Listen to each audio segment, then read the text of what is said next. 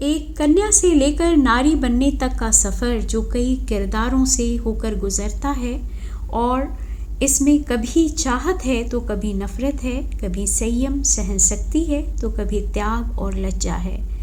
इसी को मैंने एक कविता के रूप में पिरोने की कोशिश की है। उम्मीद करती हूँ आप लोगों को पसंद आएगी।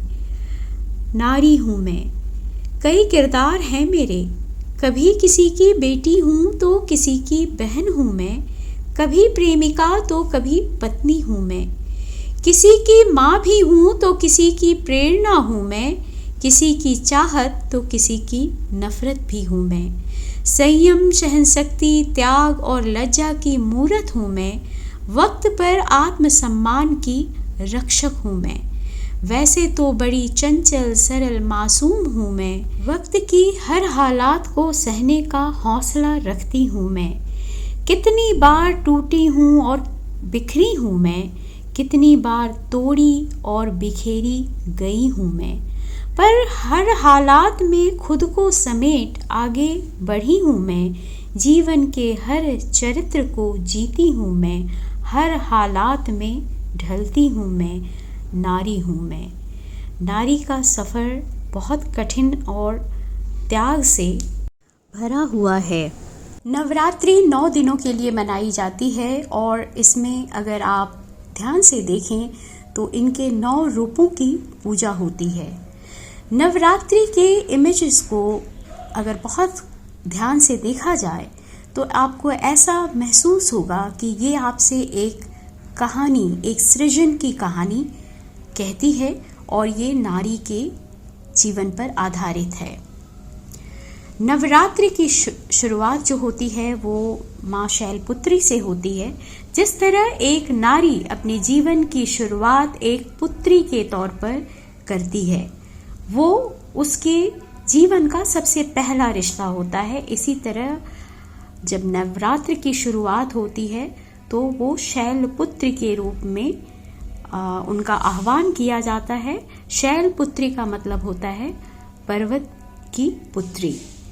दूसरा स्वरूप जो है ब्रह्मचारिणी, जो उनके ज्ञान का अवस्था होता है। ये उम्र उनके लर्निंग का होता है, उनकी ग्रोथ का होता है, ये उनके विकास की उम्र होती है, जिसको हम ब्रह्मचारिणी के रूप में जानते हैं। और इसीलिए आप देखेंगे कि इस उम्र में उनके हाथों में किसी भी तरह के अस्त्र या शस्त्र नहीं होते हैं। इसके बाद किसी भी नारी में जो उसका अगला फेज आता है, उनका विवाह होता है, जो यहाँ पर चंद्रघंटा के तौर पर हम उनका आह्वान करते हैं। चंद्रघंटा मतलब इस तरह का आप उनके तिलक को देखेंगे जो उनकी खूबसूरती को भी दिखाता है, और सुहाग के तौर पर वो उनके मस्तक पे सजा होता है।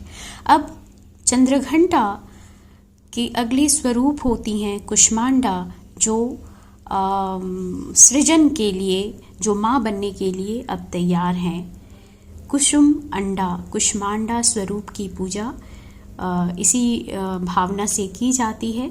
कुष्मांडा के बाद स्कंद माता जो माँ स्वरूप हैं और एक पुत्र को कार्तिकेय जो हैं उनकी गोद में होते हैं।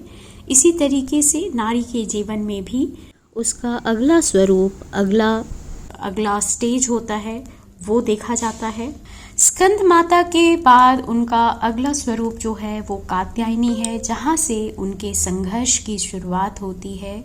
और आप उनके साथ महिषासुर को देखेंगे। महिषासुर एक्चुअली किसी भी नारी के जीवन में उसके अंदर और बाहर के चल रहे युद्ध को रिप्रेजेंट करता है, कि नारी अपने न सिर्फ अंदर, वो बाहर भी हर तरह के संघर्षों को झेलती है और आगे बढ़ती है।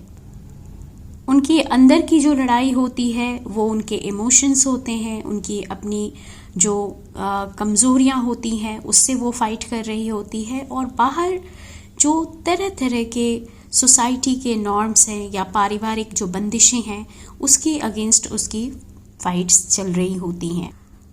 इसके बाद वो इन सब संघर्षों को, वो चाहे अच्छे तरीके से हो बुरे तरीके से हो, तोड़ती हुई आगे बढ़ती है, और वही इनका कालरात्रि स्वरूप है।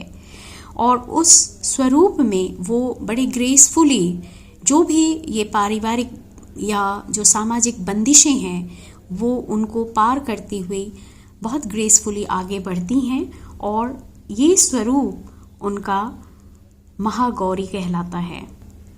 यहाँ से वो अपने जीवन और परिवार का उद्धार करने के साथ ही साथ और भी दूसरी महिलाओं के लिए, औरतों के लिए एक इंस्पिरेशन का जरिया बनती हैं और इस तरीके से वो एक रोल मॉडल की तरह और भी औरतों को इंस्पायर करते हुए, उनको मोटिवेट करते हुए सोसाइटी में ऊपर ले जाने का काम करती हैं और यही उनका सिद्धिदात्री स्वरूप है। इसका मतलब है कि वो अपने जीवन में उस स्तर तक आ चुकी होती हैं जहां वो अपने कर्मों से सिद्ध हो जाती हैं।